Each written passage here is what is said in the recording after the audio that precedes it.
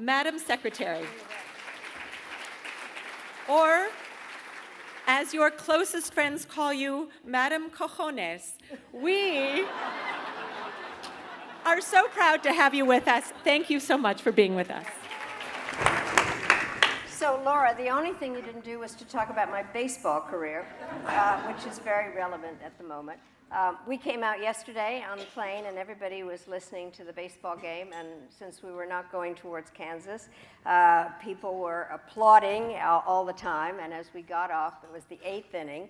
And thank goodness it ended up the way it did. But my baseball career was at the time that I was Secretary of State, and you all may remember President Clinton hurt his knee, and I had to go throw the opening pitch at the Orioles game. One of Katie's older sisters said, "Mom, you can't do it. You throw like a girl." So I practiced with my diplomatic security team, and I got pretty good, actually. And I did go out and throw the opening pitch. And the best headline ever was Albright pitches for the United States. So thank you.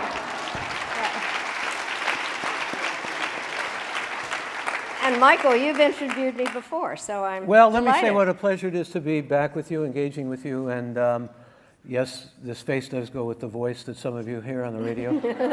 I also want to mention the fact, before we begin, that when I was asked to do this event, I happened to go that night to a Giants game and saw Larry Baer, who's a friend, and I said, you were featured in the Federation last year in their big annual dinner, or lunch, excuse me, and he said, yeah, that's right. And I said, well, Sissy Swig just asked me to be engaged in conversation with Madeleine Albright, and he said, well, if Sissy asks you, you're going, right? So here I am, and I'm delighted to be here. It's a privilege to be talking to you again. I thought actually we might begin just with a little more levity. And congratulations, by the way, to the Grands and to David Sachs for the wonderful and extraordinary work they do, and to our beloved Giants. I thought I'd begin, though, by asking you, since you were called Ambassador Cojones or whatever, what's going on with the tweeting with you and Conan O'Brien? Could you give us a quick update on that? Well, first of all, can I say how I got that name? Of course. Okay. So I was ambassador at the United Nations at the time, and some of you may remember that the Cubans shot down unarmed civilian planes that were flying over international waters, piloted by Cuban Americans. And so I was an instructed ambassador, and I kept getting calls from Washington saying, you've got to get condemnation of the Cubans for this. So what they did was send me the transcript of what the Cuban pilots were saying to each other as they were chasing these unarmed planes around. And everything was translated into English except one word. And so the whole thing was, we've got cojones, they don't have cojones, and it just went on and on like that. And so I then had I think you've all seen how the ambassadors talk to the press, so I had a press conference. And I came up with the line, which was, it's not cojones, it's cowardice. And what happened was, not surprisingly, President Clinton thought it was the best line ever.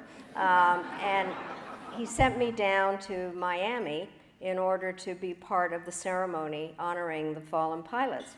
And I'm walking into the Orange Bowl, through the tunnel that the dolphins come in, and 60,000 Cubans stood up and said, Cuba libre, Madam Cojones. So that is how it happened.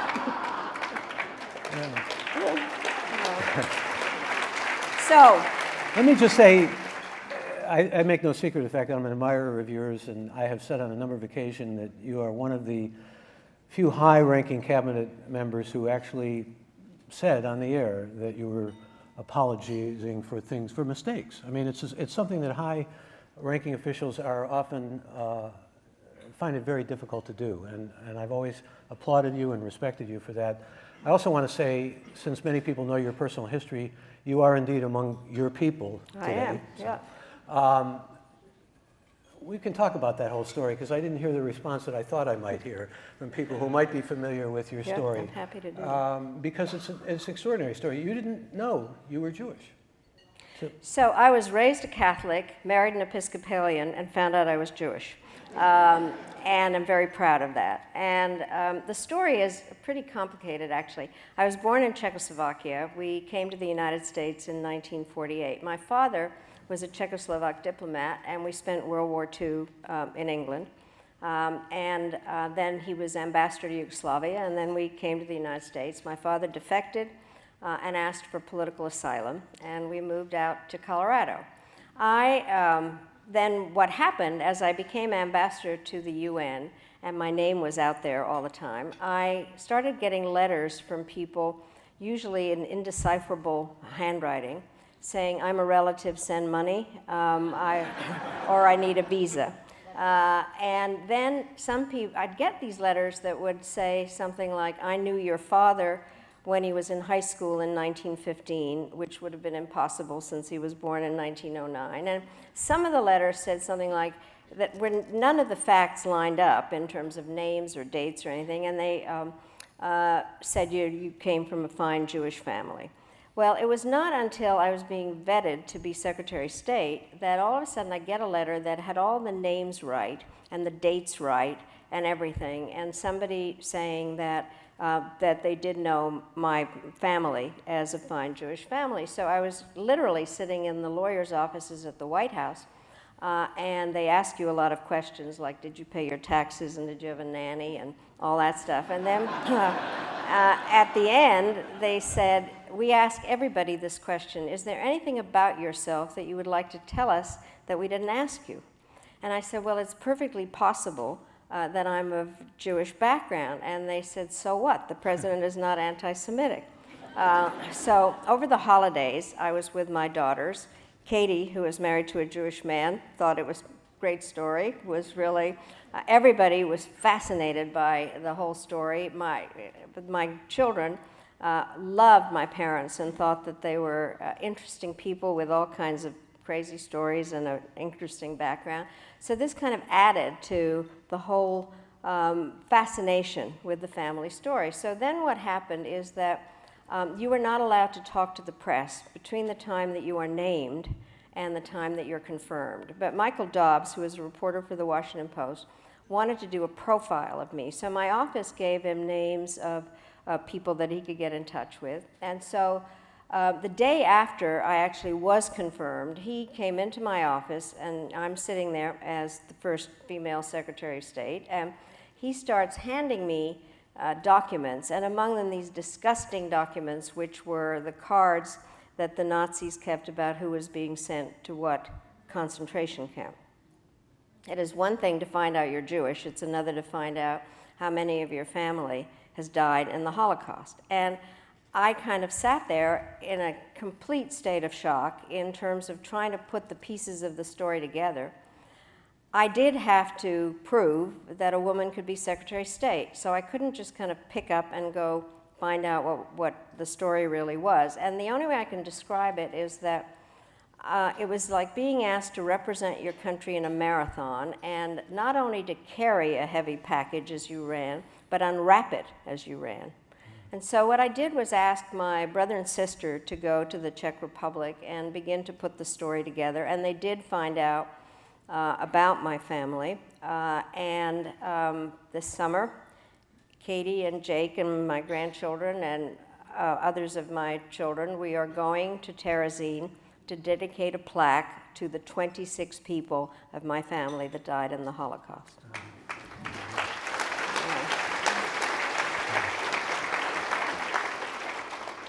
So once you discovered you were Jewish, it make you feel differently?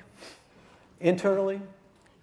Yes and no. Let me just say is the thing that, first of all, I'm very proud of my background, all of it, in every way. I'm very proud of my parents. I think the thing that hurt me the most was that people were critical of my parents for not having told me, and my brother and sister, which I think is unfair. They were not around to make the judgments, and I think that knowing my parents, that all they ever wanted to do was to protect us. And they thought, I don't know what they thought, they were dead by the time that I found out, but just knowing them, my sense was that they were really, really protective.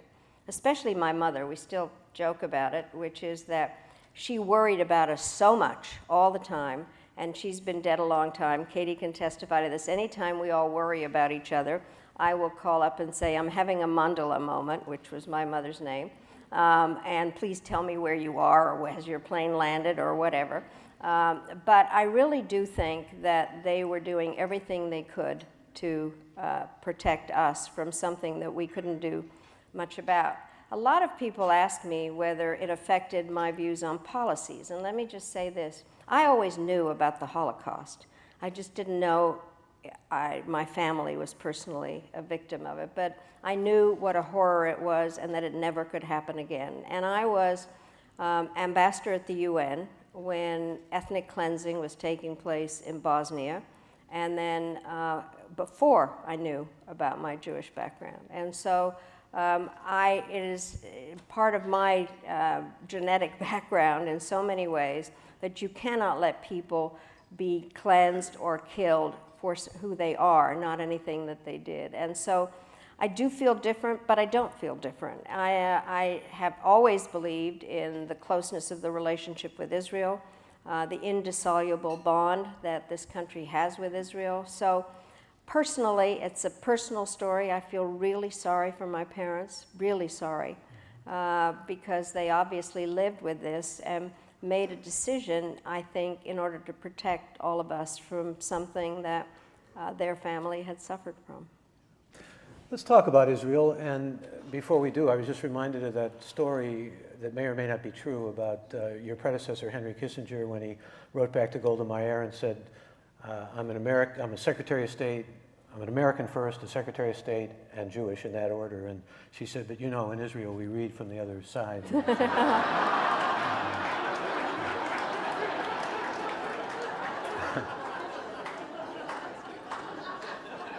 I hate to follow up a good joke with this, but many of us who are concerned in one way or another about Israel are especially concerned now because with ISIS and with the kind of dark days that we're facing and with the lack of anything that seems to be moving toward a peace accord, and with Israel, which has been certainly the case for so many years now, surrounded by enemies that would like to, and with what happened in Gaza, do you see anything at this point that really you would be hopeful about in terms of moving forward with some kind of peace or some kind of resolution or something that would give, let's say, Jewish people who are devoted to Israel a sense of hope, other than the good relationship that exists with the United States and the things that you have mentioned, or with, because other countries of the West are experiencing, a rebirth of anti-Semitism, which is pervasive, and it's really quite frightening to many people.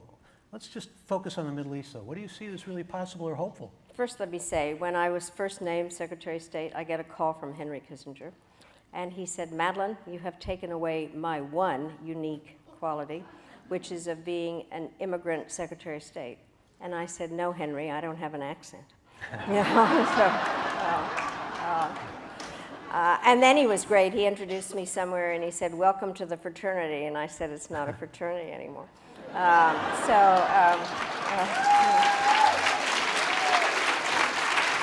And then just to add on, Katie's daughter said, so what about 6 years ago now, she said, so what's the big deal about Grandma Maddie being Secretary of State?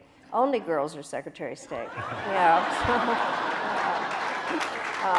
But to get to the serious question, I have rarely... You could do shtick, too, in addition to all that. I have rarely seen anything as complicated or as in such disarray as what is happening in the Middle East.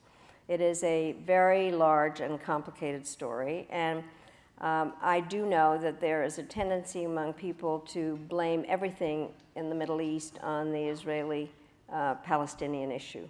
The Israeli-Palestinian issue needs to be resolved for its own reasons, but it is not responsible for everything that is going on in the Middle East. And I think it's very important for people to understand that. I think what is worth knowing within the larger context, President Clinton read a lot, and he assigned books to us. So one he assigned to me was a book called The Peace to End All Peace by David Fromkin, who has written about the history of the creation of the modern Middle East. The short version of the book is that the modern Middle East came about because the British and French bureaucracies lied to each other after the end of World War I, the end of the Ottoman Empire. And the Middle East was created at that point with artificial lines, artificial states. Iraq, Syria had existed, but in a different configuration, and putting together an awful lot of different groupings. Most Americans knew nothing about Islam. They certainly don't know much about the difference between the Shia and the Sunni and Wahhabism and various aspects of it, and then the fact of the Persians, that is the Iranians versus the Arabs, and every unbelievable complication. Even I, who have followed this my entire life, when I read the newspapers these days, it is really hard to keep track who is on whose side, who is today has the same agenda, why the Turks don't like the Turkish Kurds. I mean, it's just Even within Al-Qaeda, you have the various Salafis, you have the al-Nusra. Unbelievable, absolutely. ISIS. Yeah. Unbelievable, who's for Assad on one day and against him on another and all that. And I think that it is something that is going to take a very, very long time. I don't agree with Richard Haas on everything, the President Council on Foreign Relations, but he did say this is more akin to something like the 30 Years' War, which really preceded the problems within Christianity. So I think this is a long story, and Americans are not very patient, and I think it's going to be very, very hard. Do you agree with Leon Panetta, whom I happened to interview last week, who said the president should not have been so specific about no boots on the ground, that was a mistake? Well, I'll tell you what is interesting, and if I might say, I think that President Clinton said that when we were going into Kosovo. It does limit your options, and I think that they're really, I can understand why the president said it, because part of the issue is that Americans are fatigued from Iraq and Afghanistan. And the reason I said World War I was that my last book is called Prague Winter, and it basically tells the story of my family, but also of Czechoslovakia. And there is an analogy here, which is that Munich is the symbolic event of the disaster for Czechoslovakia. And the British and French made a deal with the Germans and Italians over the heads of the Czechoslovaks and basically sold the country down the river. I will always think that Neville Chamberlain is one of the more odious characters in history, but I can understand what happened, is the British and French were exhausted from World War I. They had lost a whole generation of young men. Their budget was a mess, the military didn't work, and so he actually said, why should we care about people in faraway places with unpronounceable names? The Americans are exhausted from Iraq and Afghanistan. Our budget is a mess, the military doesn't know exactly how to reorganize itself, and so the question is, why should we care about people in faraway places with unpronounceable names? I think one of the hard parts when you're president or in any decision-making role is I happen to believe that you should never take any option off the table. There are not a lot of tools in our national security toolbox, but I can fully understand why the president said what he did, because I do think that it is very hard after long years of war to think about committing American forces.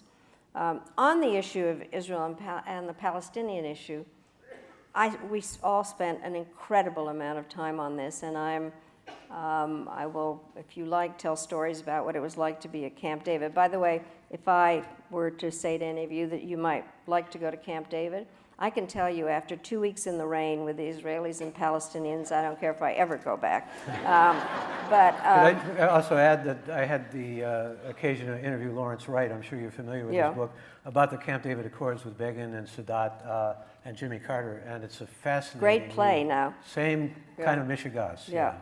But anyway, I do think this is the issue, is I think the United States can have every brilliant idea about how to have bridging proposals or ways of solving the problem. Unless the leaders of Israel and the Palestinians want to have an agreement, it's not going to happen. And so one has to understand the various issues that motivate them. I think the United States would like nothing better than to get an agreement. And the fact of the matter, if I may say so, we were really close at the end of the Clinton administration. I think we know what the answers are. But you've got a whole different situation now with respect to the fact that if you're talking about leaders, you have Abu Mazen on the one hand, and then you have different leaders in Gaza. I mean, they may be talking about some kind of unity, but it really doesn't exist. No, it's very, and I think that that is an issue in terms of how the Palestinians can or can't work together. But let me just say, we have made mistakes, and I'll talk about a mistake that we made. We invited the whole Camp David in 2000. A lot of people think we went there because President Clinton wanted a legacy. That is not why we went there. We went there because Ehud Barak wanted to use the last months of President Clinton's presidency to solve the problem. Arafat didn't want to come. I had to go get him and tell him that he needed to come.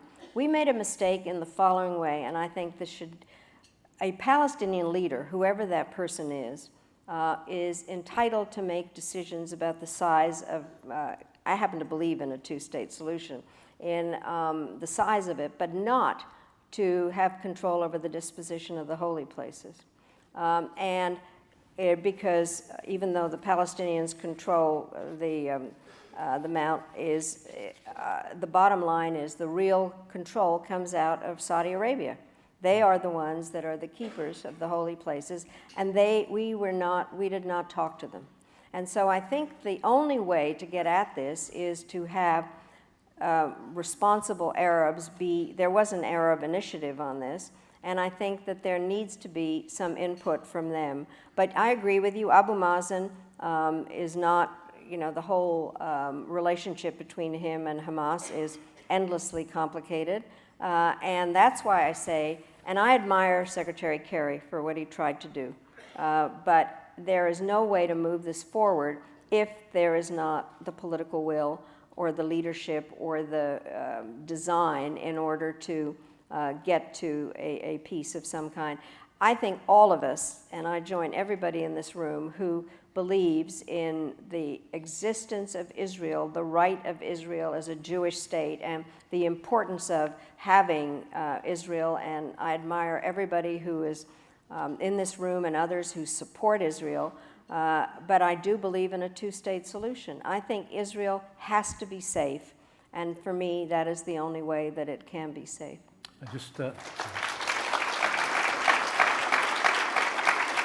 I just saw the sign which said we only have minutes left, and I was hoping I could talk with you about Ukraine and take some questions because we have questions for you. Actually, Rabbi Doug Kahn, the head of the JCRC, said to me, will you ask her who called Netanyahu a chicken blank? I have no idea. Oh, okay. Thank God. But you have, in other words, there were time, because there are lots of people who have questions, and there are many that are floating through my mind. I'm going to have you obviously back on the forum program when you come to see your grandchildren and the like. But let me just maybe give a couple of quick questions that come from the audience. And this is, excited to hear your pin show is coming here. Okay. Is there a trouble spot in the world that keeps you up at night these days in particular? Yeah. I do think there are two huge game changers out there that have to be dealt with, and one is Russia's behavior towards Ukraine and generally in terms of the way that Putin is behaving. I believe that Putin is operating in a parallel universe with his own set of facts, which is very, very dangerous. Excuse me, this is a man who said that the greatest catastrophe of our century was the breakup of the USSR, right. And people seem to forget Does that this. blow your mind? I mean, after all the people who were lost from Russia in the Second World War, it blows my mind. Absolutely, and the fact that he can even say that, think it, much less say it, shows that he's delusional. I mean, seriously. So that is an issue, and the other is what we just talked about in the Middle East. I think that there are so many worrisome aspects to it, and the whole rise of ISIS and how it operates and all that. So those two areas, I think, really do keep me up at night, though I have no responsibilities. But I do think that part of the problem is keeping track of everything else that's going on. We have now a tendency to have a media, not you, but that is trying to scare people to death. And we should have been worrying about Ebola when it was killing people in West Africa. Because what happens, it is proof of, I do happen to believe the United States is the indispensable nation. President Clinton said it first. I just said it so often it became identified with me. But what it means is that we have to be engaged, not alone, but engaged, and be out there and look out for problems that will come home to America. Well, remember I said before that one of the things I respected most about you was your ability to say you were wrong. You said you were wrong about Rwanda. Yes, we were wrong about Rwanda because we didn't have the information, and we were looking at it within a context that at the time precluded doing something, which was what had happened in Somalia and Haiti. But the bottom line here is, I think that we need to keep track of what is going on everywhere. And Americans hate the word multilateralism. It has too many syllables and ends in an ism. But the bottom line is, all it is partnership and working with other countries. And there are other powers that we can work with, and that's what we should be doing, whether it's the European Union on Ukraine or with Arab states that can help in terms of the things that are happening in the Middle East, or trying to figure out what China's role is in the world. So there's an awful lot that we can and should do. One final question, because I got the sign. This is a president who's been criticized a great deal, not only from the right, but from many even who support him, for not having what you were bequeathed with after the Cuban episode. Okay. So I'm interested in getting your take on that, but also, do you think that your successor, Secretary Clinton, would make a much, in some ways, stronger or better president than we have now? Well, let me say the following thing. I know that people get sick of hearing this, but whoever had won the election two terms ago was bequeathed a terrible hand of cards. I will He was right about Russia, though. I mean, remember Romney said the biggest threat we have, one of the biggest threats we have, people thought he's an old Cold Warrior retrograde. Well, part of the problem was that some of the people in his party made a mistake by saying that we won the Cold War, because that gives an excuse to Putin when they actually lost the Cold War, and that's not just a semantic difference. But I can tell you this, that flat out, that the war in Iraq is probably the greatest disaster in American foreign policy. It didn't have to be, and it left it ruined America's reputation. It left a huge budget deficit and made, I think, whoever would have been president would have had a very, very difficult time. And I think that President Obama has worked very hard to live up to what he said, change. He's had a pretty hard time in terms of some of the people. When the leader of the opposition party, Mitch McConnell, says that his greatest goal was to defeat the President of the United States, not helpful. And we were at lunch talking about what bipartisanship was like. I did work for Ed Muskie. He said the minute he took over the budget process, you are going to go work with Henry Bellman, the Republican from Oklahoma, to make this work. Nobody will believe this, but I actually was friends with Jesse Helms. We were able to get an awful lot done as a result of that. You can't operate with members of the opposition party that simply won't work with you. So I do think Hillary Clinton would make a great president. Yeah. Can I also just say that I'd like to thank my friend Laura for everything and for what you do with this community, what you do in Aspen, and for being my friend. Thank you very much. Yeah. Yeah. And let me close by saying just the philanthropic work that you're doing now, which I'm conversant with and familiar with, is really a testament to Tzedakah and to some of the ideals we've heard about here today. You have many admirers here, myself included, and we thank you for your service to this country and for your ongoing analysis and brilliance. Thank you. And thank you for those questions.